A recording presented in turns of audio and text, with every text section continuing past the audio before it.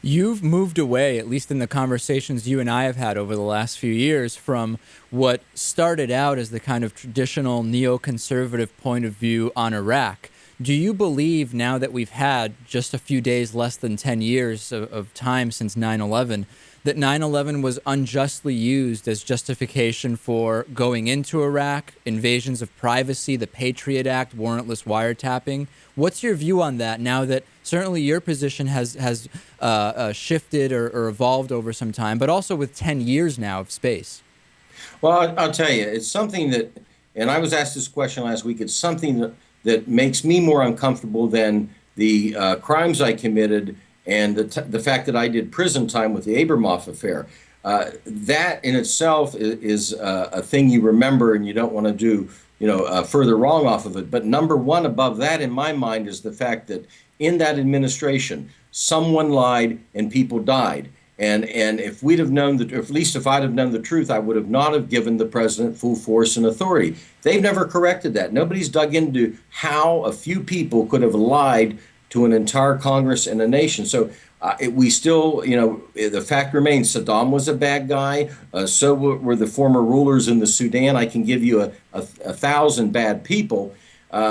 But the fact remains that someone lied and we invaded a country for weapons of mass destruction that simply don't exist. We're going to be speaking with retired U.S. Air Force Lieutenant Colonel Karen Kwiatkowski, who has written extensively about the misinformation campaign that circled around Iraq and 9/11. She has written extensively that it was very deliberate and that there was kind of already a foregone conclusion about Iraq even before 9/11. Are you privy to, or can you speak to discussions about going into Iraq that predate 9/11?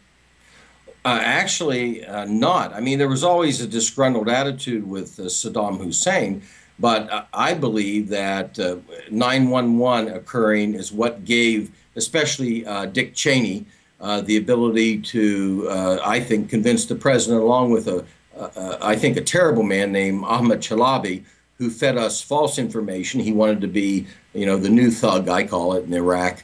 And I think Chalabi fed us a whole line with this whole group in exile. And again, I don't say Saddam Hussein is a good guy by any stretch of imagination. He was a maniac.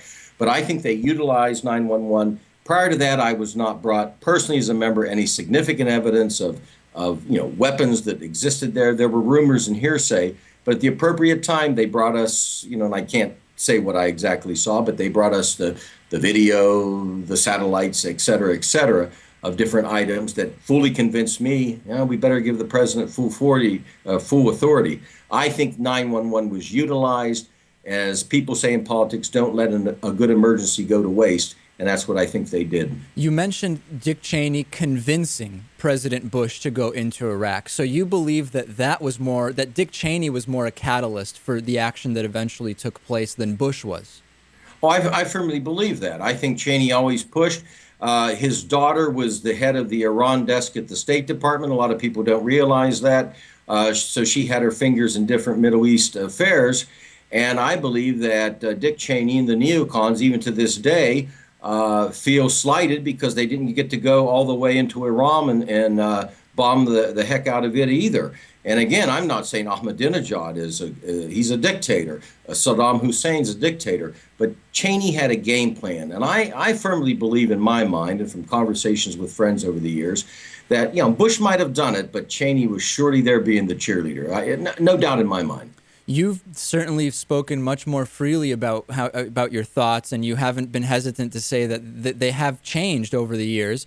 Do you think that there are current Republican and Democrat members of Congress that maybe have a similar sense, a similar inkling as what you have about the issue of Iraq, 9/11, but they simply can't really say it with the clarity you say it because, I don't know, political pressure, they're still in office? Or do you think that you're an exception in terms of your expanded view on this? Well, Walter Jones, who originated the Freedom Fries idea, but Walter Jones is one who has just definitely out front said, look, this was the wrong decision and I was wrong in my vote based on, what we all heard. So there are men and women that have come out front and said it, but there's a lot of people that still say, well, Saddam was a bad guy.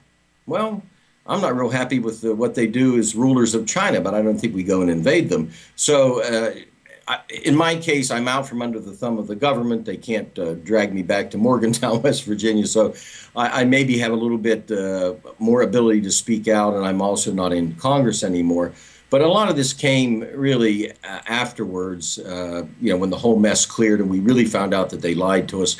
But there's a few people, I think, that have come out and said, look, this was bad call. And if I had to do it again of what I know, I would do it different. But I still think there are some that couch it with, well, the guy was a bad guy. After all, at the end of the day, we had to get him. You've said twice now, lied, that we were lied to. And there's a lot of Republicans would say that's not really true. There was faulty intelligence, but no lies were told. How would you respond? Oh, it was a lie. And, look, I falsified a document on the cost of a trip. I lied. Now, we can couch it any way we want. And my staff gave me the wrong information. At the end of the day, I signed it, so I am perpetrating the lie. With the administration, it's the same thing. Faulty intelligence. I could see if faulty intelligence said there's 100,000 weapons of mass destruction, there were only 30,000. That's faulty intelligence. But when you say there's weapons of mass destruction and there are 0, that's a lie. Someone down the food chain, whether it was Chalabi or the RCIA or whatever, they lied. That's not even an error. And you know what, David? Either party, nobody has the guts to get down to the bottom of it. Drag those people back in that talked to us in that room that day, to the members of Congress. Ask them, where did you get the information? And if they don't want to reveal it in the interest of national security to all of us, at least somebody ought to sit down and find out, hey, you 3 or 4 people, you talked to members of Congress. You told them the following 7 things. Where'd you get that from? Former Congressman Bob Ney, Ohio's 18th Congressional District. Really a pleasure to speak with you. A lot of interesting stuff here, and I'm sure there will be more of it coming up. Thank you, David.